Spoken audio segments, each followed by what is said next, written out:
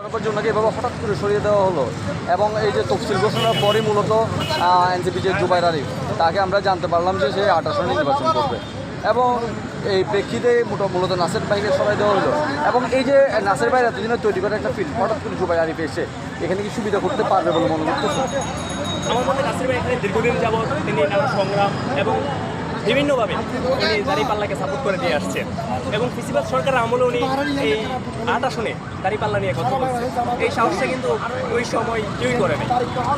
এখন আমি মনে করি নাসির ভাই এই 8 আসনেই যোগ্য প্রার্থী, কেননা হঠাৎ করে একজন এসে এবং যে জামাত ইসলামের সাথে যে জোট গঠন করা হয়েছে সেই জোটের মাধ্যমেই কিন্তু নাসির ভাই এখান থেকে প্রত্যাখ্যান করা হয়েছে এবং তাদের জোট অনুযায়ী সেখানে প্রার্থী নির্ধারিত করা হয়েছে।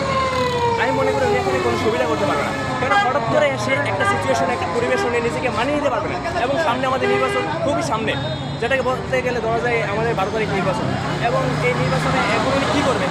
উনি এখানে মাঠ পর্যায়ে বুঝতেও সময় লেগে যাবে মিনিমাম 2 থেকে 3 মাস। এই সময় উনি কীভাবে এখানে ট্যাকেল করবে এবং সেই সাথে এখানে পরিবেশ জনগণের সাথে মিশতে হবে এবং প্রত্যেকটা জায়গায় জায়গায় ওনার মাঠ পর্যায়ে কাজ করতে হবে। নির্বাচনের মূল বিষয় হচ্ছে মাঠ পর্যায়ে কাজ, এই মাঠ পর্যায়ে কাজটা করতে হবে। এখন সেই জায়গায় উনি নতুন একজন প্রার্থী, নতুন একজন মুখ, এখানে জনগণের ভিতরে একটা মানুষের ভিতরে একটা বিভ্রান্ত সৃষ্টি হয়েছে। হঠাৎ এতদিন নাসির ভাই ছিল, হঠাৎ করে এখানে আরেকজন প্রার্থী আসছে, তারা এই বিভ্রান্ত নিয়ে তারা এখানে সুবিধা করতে পারবে না। আমি মনে করি এই 8 আসনের মুহূর্তে আমাদের নাসির ভাইকে দরকার এবং নাসির ভাই এই 8 আসনের জন্য যোগ্য প্রার্থী। ধন্যবাদ ভাই, অসাধারণ। আমার পরিচয়, আমি এখানে চাঁদপুর বাসিন্দা। আমরা প্রার্থী হিসেবে দাঁড়িপাল্লাকে চাই এবং আমরা বিগত অনেক সরকার দেখেছি, তাদের মধ্যে আমরা সব সরকারকে দুর্নীতি এবং চাঁদাবাজ করতে দেখেছি এবং তারা কোনোভাবেই দুর্নীতির বিরুদ্ধে কোনো পদক্ষেপ নেই নেই।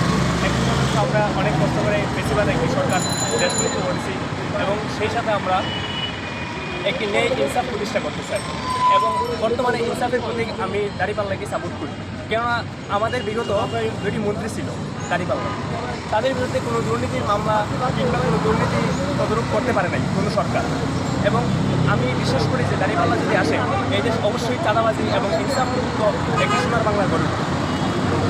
এই যে মূলত নাসির অনুমত করে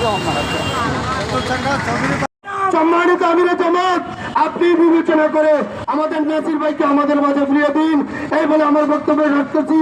আল্লাহ হাফেজ। বাংলাদেশ জিন্দাবাদ। বাংলাদেশ চট্টগ্রাম 8 আসনের সংসদীয় আসনের সাধারণ ভোটারগণ জিন্দাবাদ। আসসালামু আলাইকুম রহমতুল্লাহ।